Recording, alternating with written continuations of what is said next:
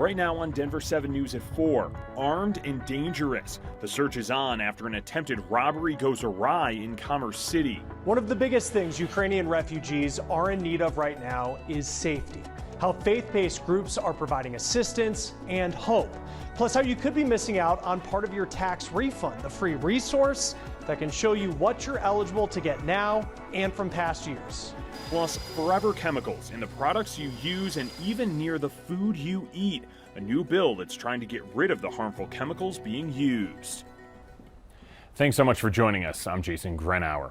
All new at 4, the search is on for 2 armed suspects after they tried to rob an Autozone at gunpoint on Thursday in Commerce City. Denver 7's Bayan Wang is on scene right now. And Bayan, we're told these 2 fired their guns inside. What's the latest?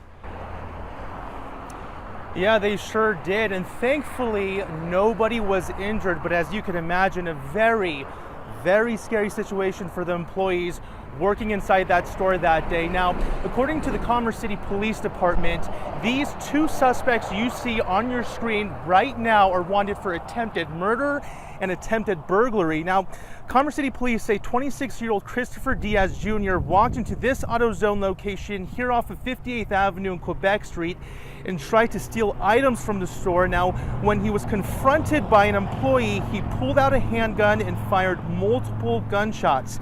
Then 26-year-old Lupe Gonzalez entered the store and fired at least 1 shot before both of them fled the scene in 2 separate stolen F-350 trucks. Police say one of the trucks is still outstanding, and the only detail they provided was that it was black in color. Now, the Commerce City Police Department is really asking the public, and really anybody who has information on this or who may know anything about these 2 suspects, to call 911 immediately. But they want everybody to be very cautious because these 2 are still considered armed and dangerous. We're live in Commerce City. Bayan Wang, back to you. Bayan, thank you. And we do have those mugshots up right now on thedenverchannel.com. Now, the suspected Boulder King Supers shooter has been ruled incompetent to stand trial now for a 3rd time. A judge made that ruling this afternoon. Ahmad Alisa is accused of killing 10 people inside the store last March. He is being treated at the State Mental Health Hospital in Pueblo. He has another competency hearing coming up in July. Today, the Colorado Commission of Indian Affairs met with several public schools to discuss getting rid of their mascots. In 2021, Governor Jared Polis signed Senate Bill 116, which prohibits schools from having Native American mascots. Schools who break the law face a $25,000 monthly fine. Now, we sat in on those hearings, which are still happening at this hour. We also went to the American Indian Academy of Denver to find out what the incoming principal thought about those proceedings.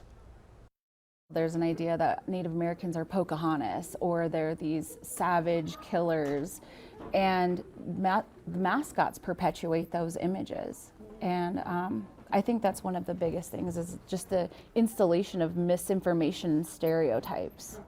Now, the commission recently added Thunderbird to its list of offensive mascots with Native American ties. Coming up at 6, we'll take a look at the schools this change is going to impact. Well, you might not know it, but there are PFAS chemicals, otherwise known as forever chemicals, in a lot of consumer products. These chemicals have made the news for their links to cancer and things like firefighting foams. Well, Colorado has taken steps in the past to ban some of their uses. Now lawmakers are considering a much broader bill to ban them from many consumer products, things like carpets, cosmetics, cookware, and fabrics. We're just trying to provide an off-ramp and dovetail with national efforts to eradicate PFAS in nearly every product eventually. Now, companies like Burger King, McDonald's, and Starbucks have announced their plans to stop using the chemicals. If the bill passes, Colorado would join states like Vermont and Minnesota in regulating the use of PFAS in consumer products. Russia is threatening to ramp attacks back up on Ukraine's capital city of Kyiv.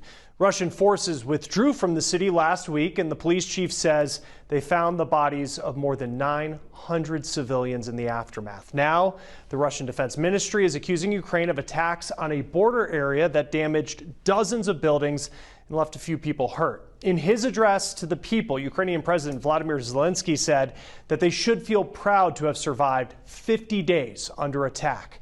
Though it hasn't been an easy few months, new numbers out today from the United Nations shows 4.7 million refugees have left Ukraine since this Russian invasion started. The vast majority are in Poland, but other neighboring countries like Romania and Hungary are also seeing hundreds of thousands of refugees cross their borders.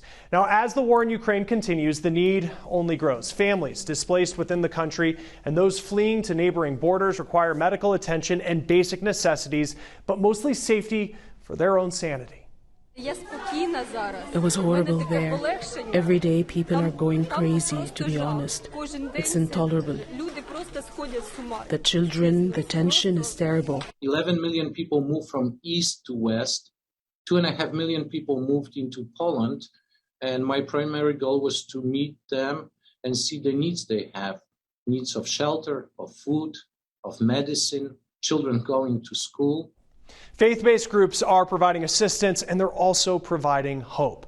Ukrainian Bishop Bohdan Danilo is from a city in Poland on the border of Ukraine that is housing refugees. He was there a few weeks ago on behalf of Catholic Extension, which is the church's charity. They shared these images of that trip. They were there to distribute food, medicine, but also to meet with local volunteers and those in need, which are mostly women and children. He says most don't want to leave their country. Could you imagine removing from your city that you live any man who is older than 18 to 60? How you leave your husband and a son fighting and move 7,000 miles away? If that war ends, they want to come back. You may have heard of Samaritan's Purse, which is another faith-based charity on the ground in Ukraine. These are pictures that they provided us of the multiple medical facilities that they are operating throughout the country. Both groups say it is key to work alongside local churches. If it's a Christian community, of course, it's the churches, synagogues, for Jewish or Muslim mosques are the places that people come. So those places know how to help the most because they are on the ground. They know their neighbors. The conflict and outreach continues through one of the most important holidays for Christians, recognizing the death and resurrection of Jesus. Now, the faithful ask you to remember Ukraine this weekend. Pray for ceasefire. Pray so the children do not have to die, that those women do not have to take the kids across the border and go in an unknown land. Well, Colorado is helping those impacted by the war in Ukraine. Today, several members of Sunflower Railroad left DIA to bring medical supplies to Ukraine. Supplies were collected from various community groups across the state. The group is also sending an ambulance to Ukraine. That will take about 2 weeks as the team ships that ambulance across the country to then ship it over to Europe. Well, righting wrongs from more than 100 years ago, the city of Denver will apologize to the Chinese community for not doing enough to stop a deadly riot.